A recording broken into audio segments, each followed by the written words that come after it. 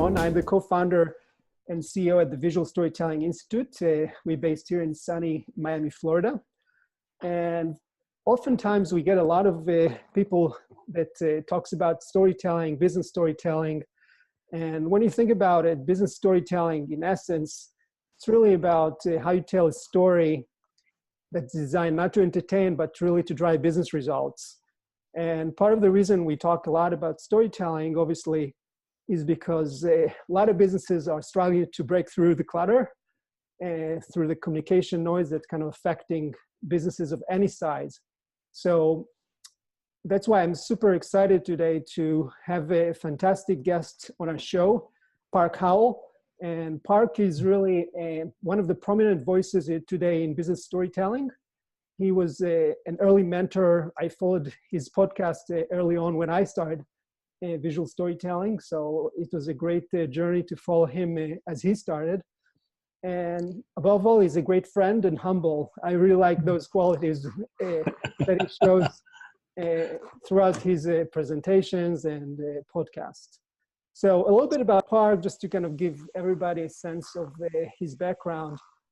Park was honored as the Advertising Person of the Year in 2010 by the American Advertising Federation of Metro Phoenix. His agency was also recognized among the top 10 impact companies in Arizona by the Phoenix Chamber of Commerce. He also created a communication curriculum based on his story cycle, that's his business storytelling framework, that he teaches in the Executive Master of Sustainability Leadership Program at Arizona State University to help international B2B executives advance their social initiatives further and faster through the power of story. Wow, that's incredible, Park. I'm really humbled to have you today on our show. Oh, thank you, Shlomi. I'm the one who's humbled. That was a very nice introduction. I really appreciate that. And thanks for having me here today. Awesome. Great. So our audience is really comprised of entrepreneurs and marketers that pretty much trying to get a sense of both the storytelling and how to deliver it using visual media formats. So I thought, your angle was kind of very interesting because you kind of started, spreading the gospel of storytelling early on. And I wonder if you could share your backstory, how you got started, because I know your background was really coming from a traditional marketing, advertising. Yeah, well, I've been in the advertising branding world for almost 35 years now. And I ran my own ad agency here in Phoenix, Arizona called Park & Company for 20 of those years. But I can tell you in about 2006, I saw the whole paradigm shifting and I didn't know where it was going. And what I mean by that paradigm shifting is our branding and marketing work as we knew it as the very traditional form of advertising from TV, radio, print, outdoor, direct mail, that kind of thing, just wasn't being as effective as it had been before.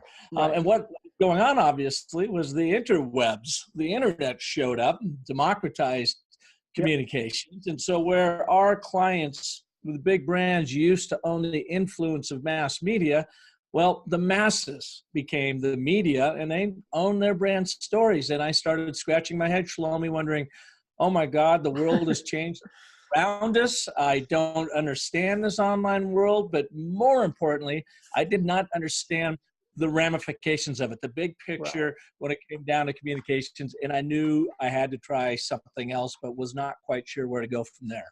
Yep. Awesome. And when you first kind of do your first, I know, following your podcast, there's also the fun story of your son, I guess, that went to college and you kind of asked him to show you his textbooks, right? Well, the universe has a way of conspiring to help you out, especially when you are completely lost, as long as you are humble and open to it. And I got to tell you, you're exactly right. Our middle child, Parker, who's our oldest son, went to film school at Chapman University to study and work, in film in Hollywood. And he graduated, he started 2006, he graduated 2010, and he's been in Hollywood ever since. And he does a lot of work in motion design, animation, graphics. In fact, he just finished up a new game show that's coming out on Fox, I think in January, Oh, called wow. Mental Samurai. And so he was part of the production team that developed the animations and graphics that go along with that game show. But that's how he makes his living to pay his bills. What he really is about is directing, and he directed a virtual reality. In fact, the very first-person virtual reality music video for Red Bull that was launched in June. Oh, and wow. so he's been doing a lot of work in the virtual reality world, directing, and then doing motion design on the side. But I tell you that only because he wasn't just one of these, movie film school wannabes. He dove into it between 2006, 10. Great program at Chapman, got out, and he's been in Hollywood ever since. Now, while he was going there, Shlomi, I asked him, I said, Parker, when you're done with those textbooks, send them to me, because number one, I wanted to vet this fairly expensive education. Right.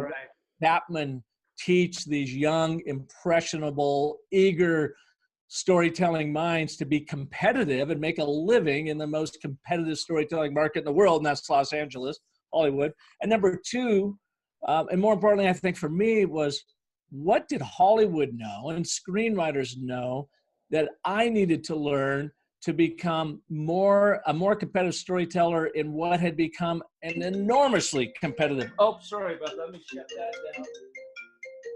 Sorry about that. Yeah. You know what? I better put my. There we go. Yeah, there you go. Okay. Sorry about that. All right. Well, welcome to my world. I should have put that to airplane mode earlier. No worries.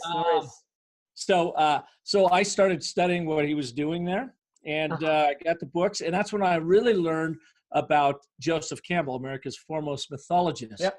And the 12 steps of the hero's journey, and how other screenwriters were using it to create these, mega hits, everything from Star Wars to The Matrix to the Lego Movie to Ready Player One.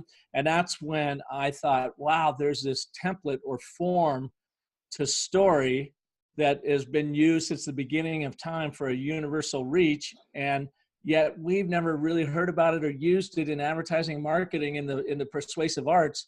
Why not? I couldn't figure that out. So I did. I took the hero's journey and I mapped it to business, created my 10-step story cycle system that you can use for everything from high-level story strategy around a brand right down to the actual tactical creation of the communication and story elements you need to present that brand to the world.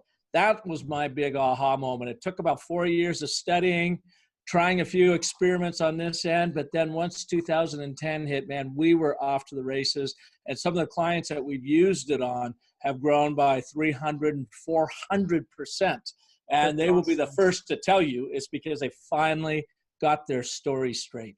No, that's amazing. Especially I really like the transition, basically how Hollywood entertainment world used storytelling. Obviously, the purpose was to entertain, maybe sell some tickets, but in business, the objective kind of morphed into really how can you grow your business and really drive sales, get your products out and connect better with the audience. So kind of the objective changed, but at the same time you use entertaining tactics to get your the attention of your audience. Now, when you think about, I know, again, you coming from a standpoint of storytelling, which is kind of the more kind of pure definition of business storytelling. But can you tell me, in your world, having worked with lots of clients and doing this for a while, how would you define visual storytelling? Well, I think any kind of storytelling, whether it's visual, oral, or written storytelling, is about engaging with the very primal structures of our minds. It's presenting information to your audience, in your case, visual storytelling, seeing it, that then encodes and also triggers past experiences or past narratives that are embedded in our brains that we use to help make meaning out of life. And you as the storyteller, I think, have to be that person that offers two elements of story and allow your audience to become, to connect the dots as that third element. And so therefore, when you see some amazing artwork, Right. your brain, for instance, when done right, should be able to tell its own story. And hopefully the artist is good enough to convey what that story is. That's interesting that you mentioned artwork, because, on the New York Times, there is every Friday, they have a section that basically they interview art collectors. Yeah. And what made them pick, that piece versus the other. And it's really fascinating to hear describe their decision drivers. And sometimes they said, it simply talked to me. And I really like that, simple connection that, as you said, people carrying this bag of experiences on their back. And then, when they hear an interesting story, it could be a book, a movie, an artwork. That's connection that's really kind of going to trigger something that makes sense in their world. So that's magic moment you're talking about is really and you might argue that all storytelling is visual storytelling, because what are you trying to do? You're trying to ignite images in the theater of one's mind, an audience's mind, that then triggers different emotions, and the different endorphins that are the chemistry of our brain. But you think about it, anytime you hear a great story, you see pictures and images going off in your head. In your world with the Visual Storytelling Institute, you're even more direct or pragmatic in that, because you are trying to find imagery that evokes some sort of emotion, some sort of connection. Maybe it's a memory, maybe it's excitement about the future, but you literally are doing it. A lot of time in our worlds, we have no visuals to work with. It's either just us on stage sharing a story, or of course, like in a blog, you might throw a photo in there to capture their attention, but people are reading that story. And you're even, as a storyteller, especially a business storyteller, you want to find ways to ignite that imagery in people's minds. Yeah, absolutely. This is happening to us every time, especially in our workshops, where I see how people get excited once they finally get it. So can you tell me a little bit more about, you kind of touched on it briefly, how do you use visual storytelling with your clients in terms of both on the mental side of kind of bringing to life images of the materials you're training them on, as well as what kind of visual aids you're using in your delivery? And it's funny, I bet you and I kind of approach this from the exact opposite realms. So when I'm working with a client, I first get them in, maybe we're doing speaking presentation or they're putting their brand story together. I actually have them erase their minds of visuals, put them all to the side, and first find the elements of the story that are authentically yours and are compelling in the marketplace, that is really going to make your brand stand out because it's different and therefore better. Then find those stories in the wild that back up what your brand is about, what it stands for. And I ask people to go and find like 9 one-word descriptors about your brand. 3 that describe the company, the organization itself. 3 that describe the product offering or service offering, and 3 that describe what customer engagement looks like. And then on each one of those one-word themes, I ask them to go find a true story that if you were sitting around a campfire, out in the desert or at the cafeteria, that you could easily share that story with your audience around there. And as you're storing, their brain fires up mentally and they can picture what's going on. Then and only then do I say, let's now go and find, when appropriate, let's go find imagery that is going to back this up. Imagery that is going to take it even deeper, stronger imagery that is helping you say what you want to say, but is not going to overtake what you're trying to say. It's not going to trump you. It's not going to be so out there that it draws your audience in, and now they're looking at that imagery and they're not paying attention to what you're saying. So it's a subtle dance, but I always start in the imagery of words, No, and then absolutely. only then go and find the right kind of imagery to attach to it. And what type of imagery you kind of transition into? It all depends. Now, I do, as you've seen, I've worked with you. Yep. My business of story workshop um, incorporates everything from photography to video. And sometimes people say, don't use video in your presentations because it takes audience's attention away from Right. you. And I kind of call BS on that, because you know what?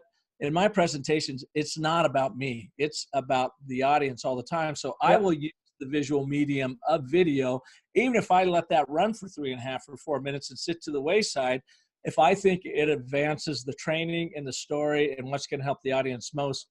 And then most recently, I've added a lot of original illustration, cartoons and the like, to help back up my points. And sometimes, Shlomi, I will give that presentation using those visuals as a visual punch, and other times not using it at all. And now here's where it's funny, because Luis Medina, my guy I've worked with for a long time, brilliant creative director, great designer, great writer. He and I do a lot of work together.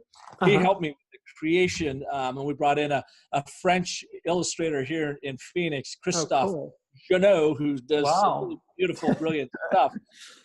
We got it all put together, and I was working out at McCormick, the spice company out in Baltimore, used a lot of those and had a great half-day training session with them, so much so that they're inviting me back to do some more. But then the very next day, Shlomi, I had to drive from Baltimore down to Northern Virginia. 2 to 3 times a year, I work with the U.S. Air Force and their brigadier to 4-star generals on storytelling and communications for leadership. I've been doing this for 3 years now, so I've been many storytelling sorties with them. Well, on that drive down, something happened to my 6-year-old MacBook. It went on the fritz. It died, essentially, and gave up the ghost. I had to go in, and I did a half-day story workshop with the Air Force with no visual aids. I mean, nothing. And I just, 10,000 hours of practice, I knew how to do this. I workshopped them even harder because we weren't spending as much time on my presentation materials, and we had a blast. And I got to tell you, after every single time I present or do workshops with most clients, but especially the Air Force, they'll do an assessment immediately after that, to get the generals to give their impression. And I always have scored high, so I'm very proud of that, because I go in very prepared and work with them. But I got to tell you, I probably scored the highest out of the 10 sessions I've done with them over 3 years with this one that I did it was on Halloween on October 31st. And with no visual aids, Shlomi. So it flies in the face of this program, but it doesn't. Is you don't have to have imagery, actual physical imagery, to be a very powerful storyteller, a business communicator, if your words carry those images that you have in your mind, to be able to trigger them and release them in your audience's mind. No, I totally agree with this observation. Just 2 weeks ago, there was a conference here in Miami about, latest technologies in town, Unbound. And I actually using a VR headset for the first time just to see how it feels like. And I can tell you, the sensation of the reality was extremely, strong. But to your point, I think, at the end of the day, the ability to visualize a story in your head and see yourself progressing with the story is a fantastic device we all carry with us, with no gear tethered to anywhere, and it's a fantastic case. The ultimate virtual reality. Virtual reality goggles are right between your ears. Here's a good example of that. I mentioned Parker, our son, earlier.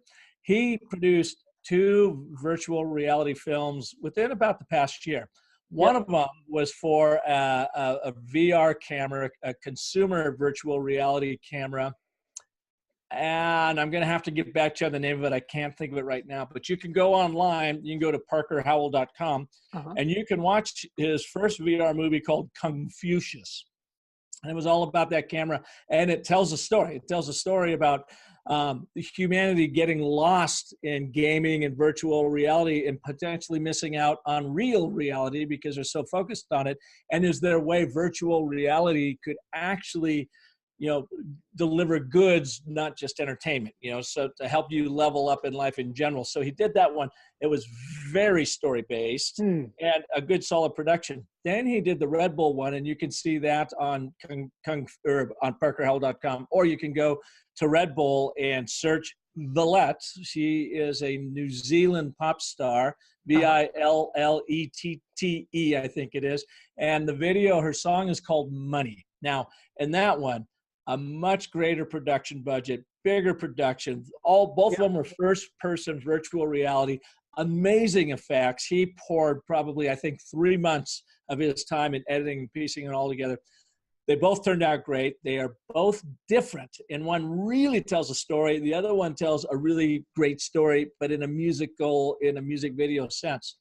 Well, they both were entered, unbeknownst to Parker, someone else entered these two projects in a virtual reality film festival in Canada. And his less expensive, very quickly edited, story-packed Confucius won one of the categories over the big budget Red Bull one. And he was super surprised. He's like, oh my God, but Dad, everything that went into this, we shot it on a sound stage in LA and blah, blah, blah, blah. And I go, but it just shows you story wins out every single time. You have to, it doesn't matter how spectacular your visuals are. If you don't take your audience on a narrative arc and take them somewhere and change them in the process of that story, you're just going to lose them. You're just going to be another communicator wallpaper out there. You're going to look and sound the same. And so visual storytelling starts with a great story. I just see absolutely. I always think, story first, visual second. And really, to me, it's also a great analogy to this is really, when you use when you look at the high-end VR, like your son created, the Red Bull. To me, these are all examples of basically a complete baked dishes that are ready for consumption, versus when you run your audience around a storyline, it's more like you are basically providing them the ingredients and they are the cooks in your kitchen and they create the story using their own imagination. So they are on the driving seat of the experience versus the passengers on somebody else's visual story delivery.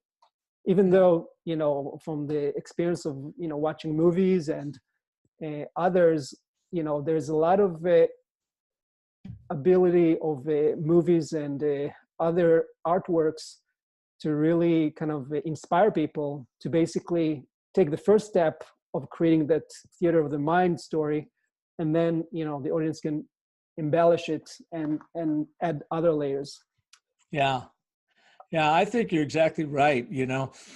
As a storyteller, you really are more of a story sharer because you definitely want your audiences to be a part of that story and allow them to connect the dots and allow them to bring it, their own version of that story to the front. But you have to also be careful in business. You want them to take away a specific kind of knowledge or a specific behavior change or a specific initiative. So you've got to be very intentional about that story you tell them, invite them into them, let them connect the dots, but make sure they leave with the story you intended for them to leave with. And I think the only way that happens is that you go in as an intentional storyteller. You have your story mapped out. You have your visuals just very strategically put in there to amplify what you're trying to say, to build emotion with them.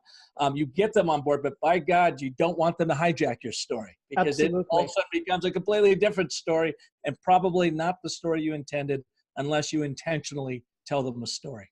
Absolutely. And speaking about the destination of your story, where you want to lead them, as you said, what are the typical business objectives you typically help your clients with?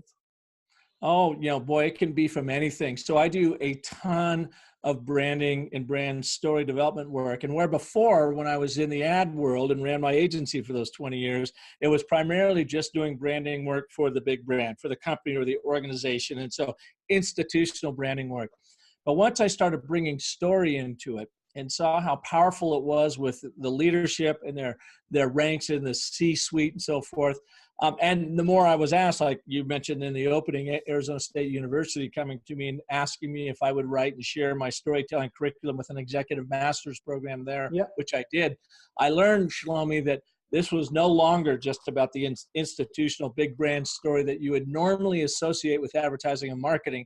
It became helping leaders understand their own personal brand and grow their influence. Yep. It was for C-level and middle managers to understand a brand of an initiative they were trying to release within an organization, or how to build camaraderie among a team using storytelling. So I'm called in for all kinds of business strategy, everything from still the high-level brand strategy down to helping leadership truly understand what their brand stories are to grow their influence. Sales teams, I will be doing a lot of work at the beginning of the year on sales teams to help them do a better job of selling software. And software as a technology is a really big client of mine, about selling the actual human impact the software has. I always say your story is not about what you make, it's about what you make happen in people's hearts and minds.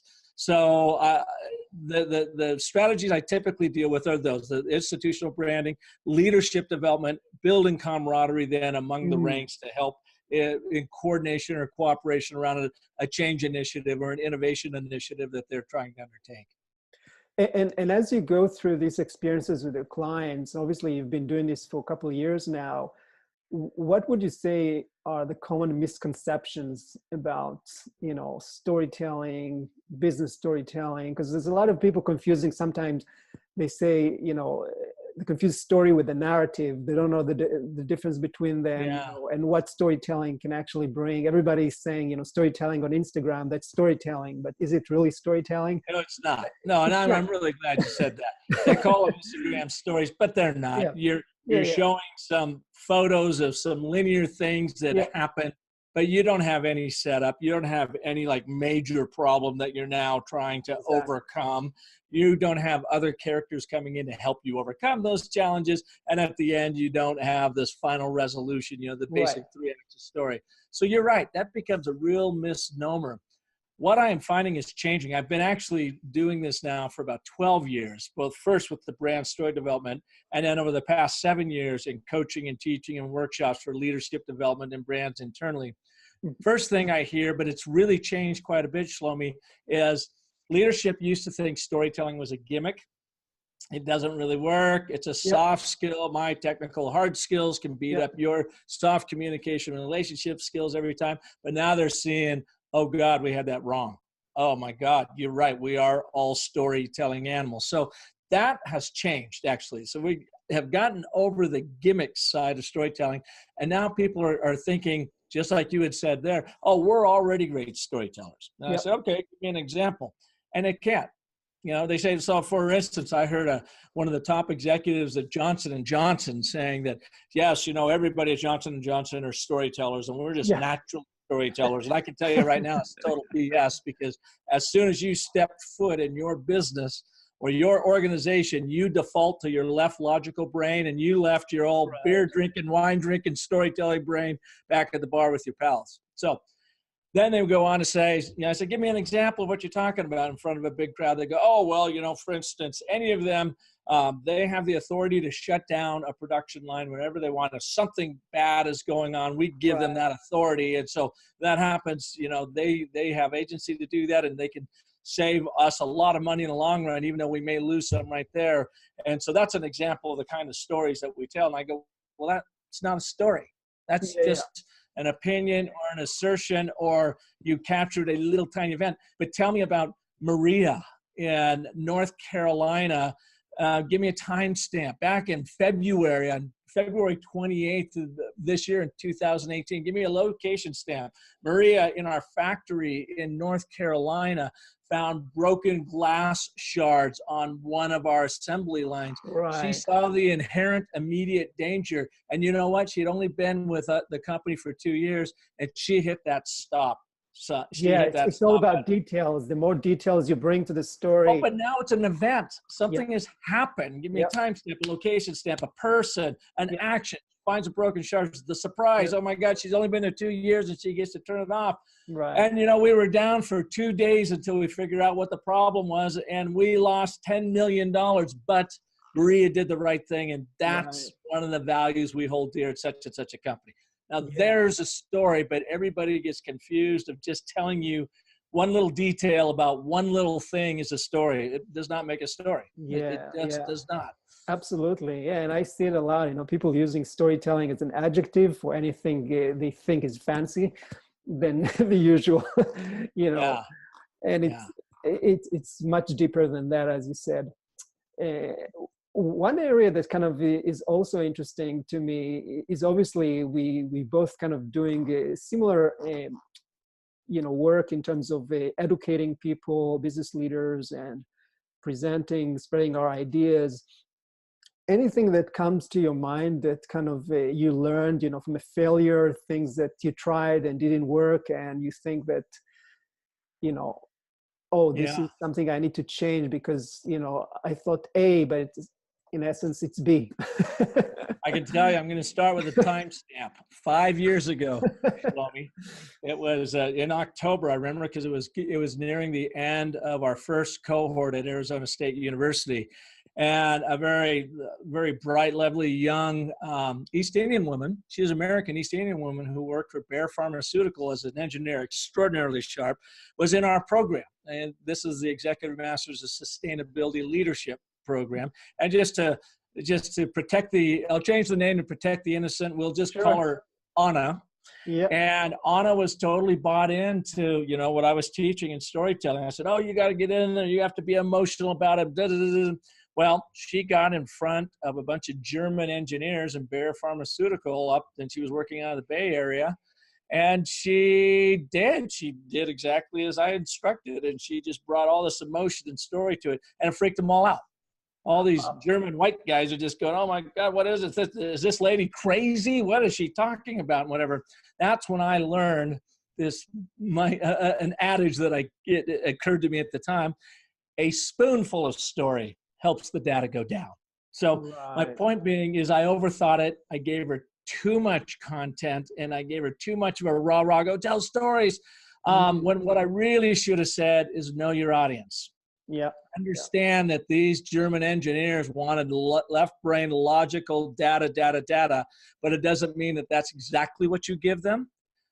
Set it up with a little anecdote. Set up the data dump with another little story here so that now your data makes sense. And so what I learned is dial back from 80% storytelling, in your case, Anna, to 20% storytelling and 80% data. But before you present a data point, give them a little anecdote, a little short story that hooks that limbic monkey brain of ours, that it doesn't matter how smart you are, that your brain cannot resist, because after all, we Homo sapiens are indeed storytelling animals. No, for sure. No, this is so true. I mean, the audience is key, Yeah.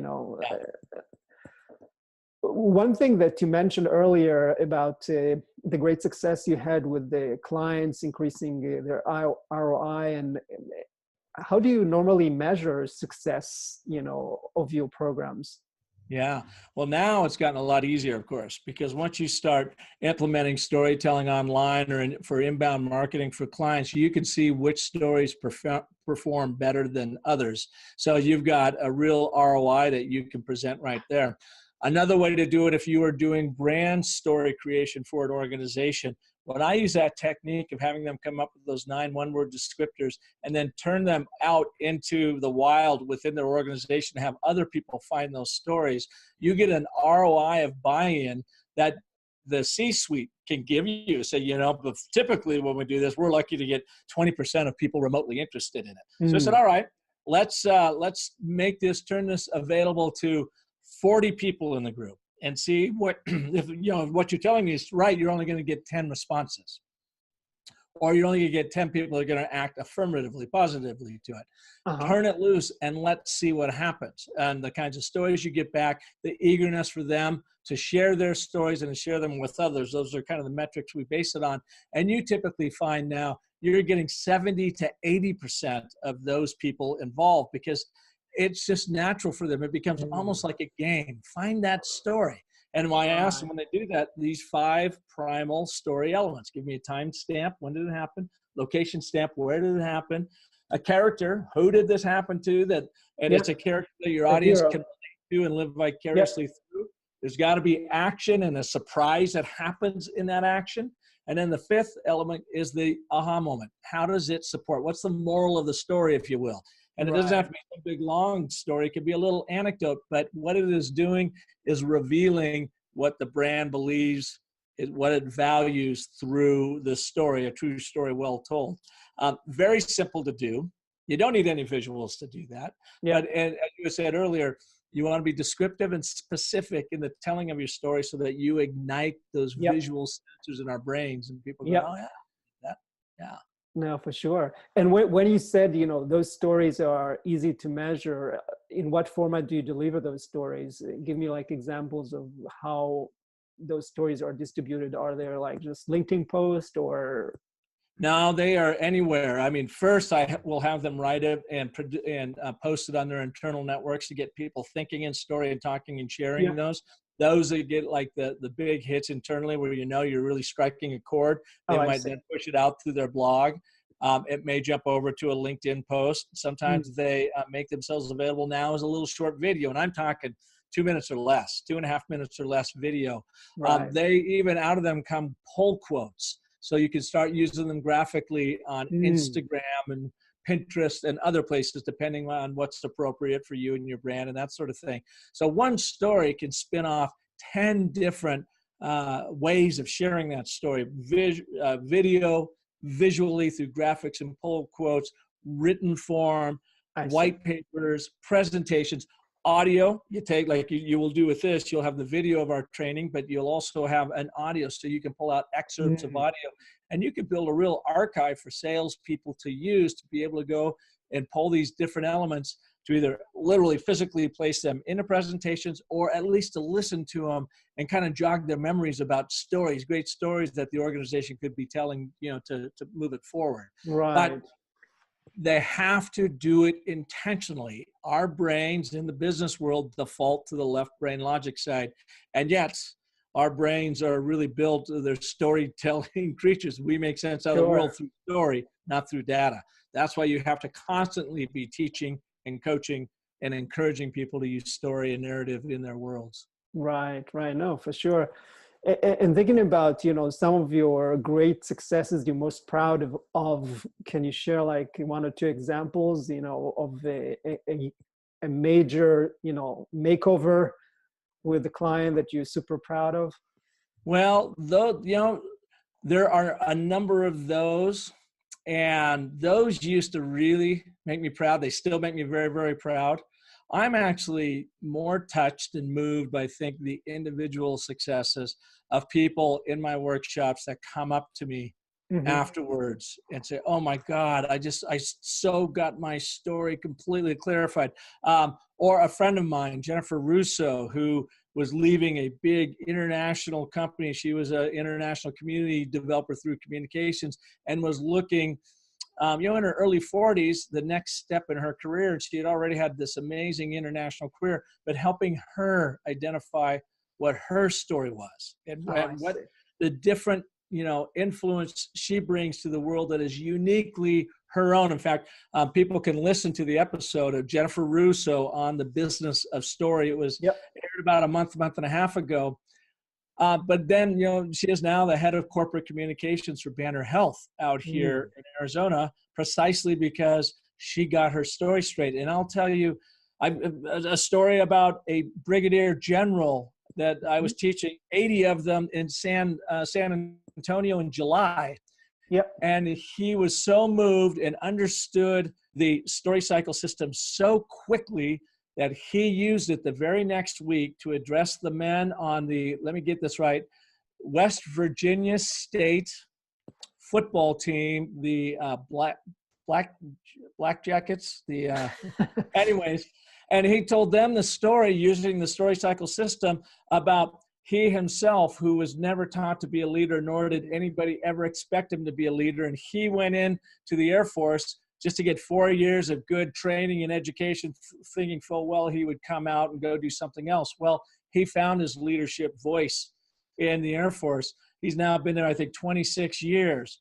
He's a brigadier general. And his story to those football players is, you're the same way. You step foot on that field, you may not think of your leader, but everybody in those stands sees you as a leader in this community. Yep.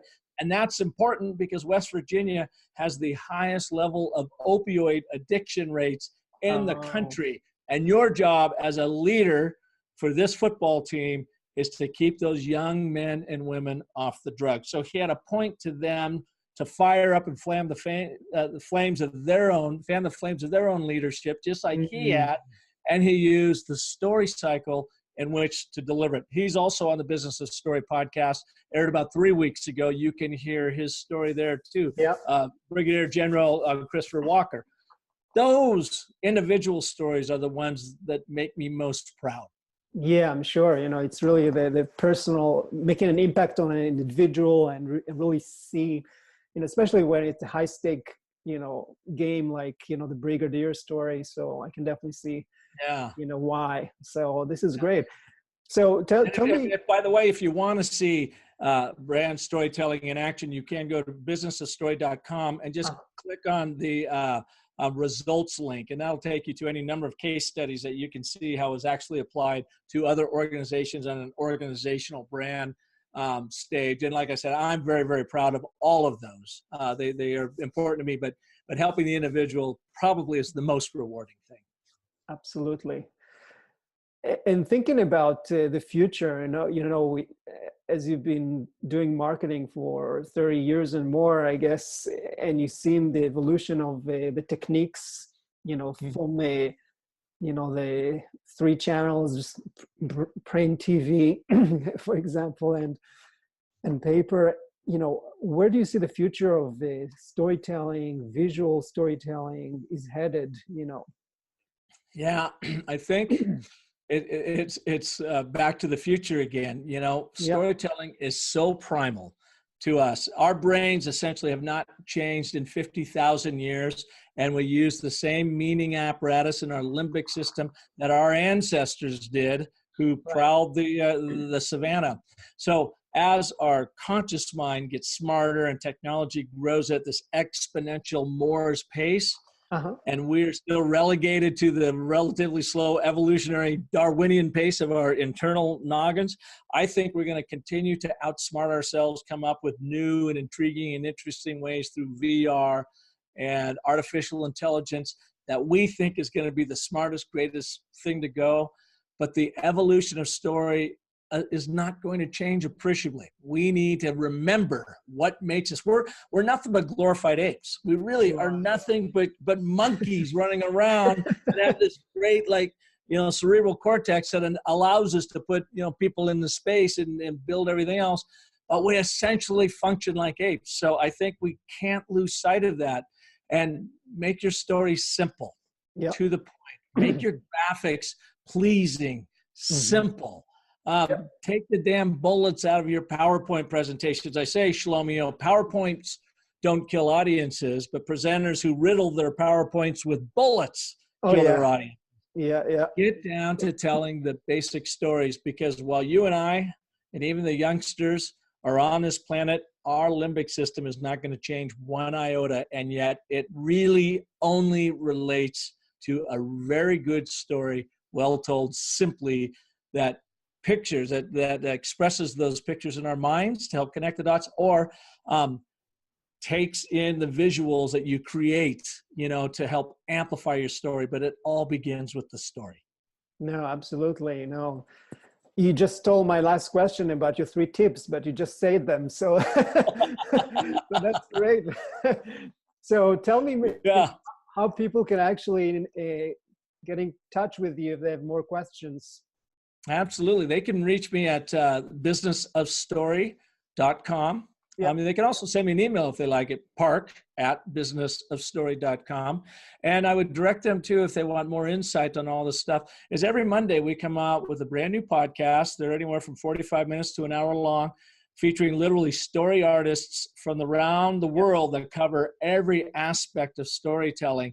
We're getting well over 12,000 downloads a month now, which places us among the top 10% in the world.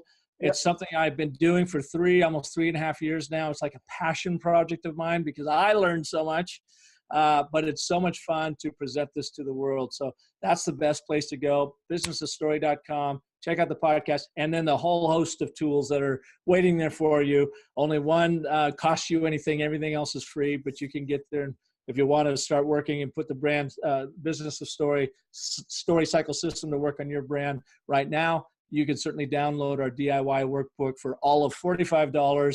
That could literally make you millions once you get your story straight. Awesome. Great to have you on the show. Thank you so much, Park, and everybody that's listening or watching. Definitely check out Park's Business of the Story podcast. I'm a great fan. He's really one of the early pioneers in the space. And I hope to see you next time. Thank you so much. Thank you, Shlomi.